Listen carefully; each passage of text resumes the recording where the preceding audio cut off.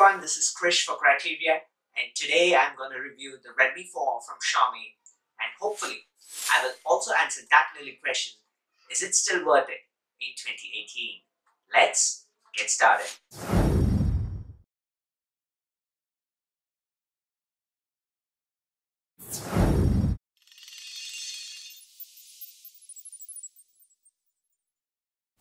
With the recent updates of the MIUI UI 9 for the Redmi 4, there are a few interesting and useful changes to the UI.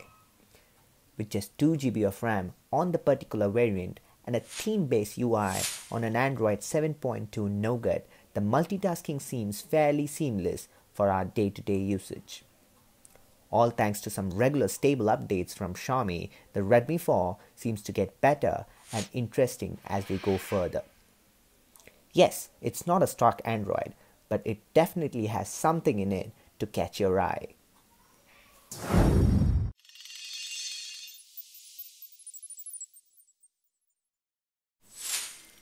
Looking at the price point at which it is available, the fingerprint sensor on the Redmi 4 is not something you can complain about. Like most of our other smartphones, setting up the fingerprint sensor on the Redmi 4 is super easy.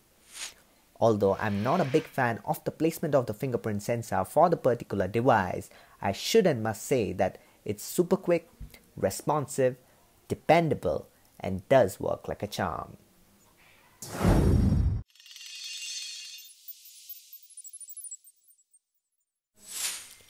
Camera is something Xiaomi has to work big time, and on the Redmi 4, this opinion does not really change.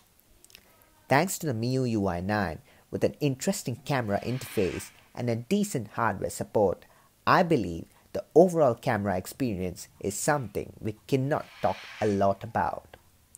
But if you have that little patience while clicking, with a 13MP rear and a 5MP front-facing camera at f2.0 and f2.2 aperture respectively, you can definitely get some decent captures.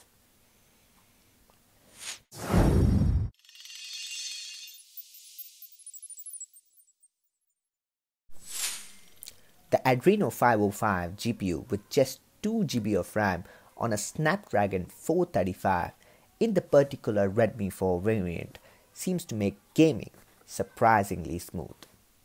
And I have to say, even with some heavy gaming, there is no lag whatsoever. Games like Asphalt Nitro just works like a charm.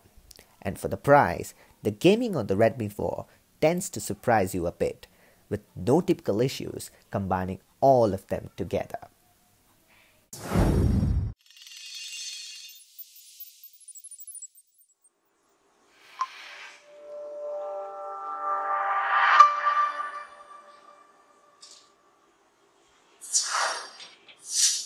Hey everyone, this is KRISH for Criteriyeah, and today we're going to unbox the Redmi 4 from Xiaomi.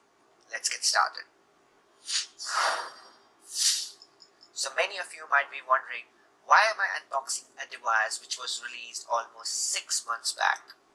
Well, let me remind people who are in line to get their hands on the latest Y series of smartphones, which also happens to be another budget release from Xiaomi.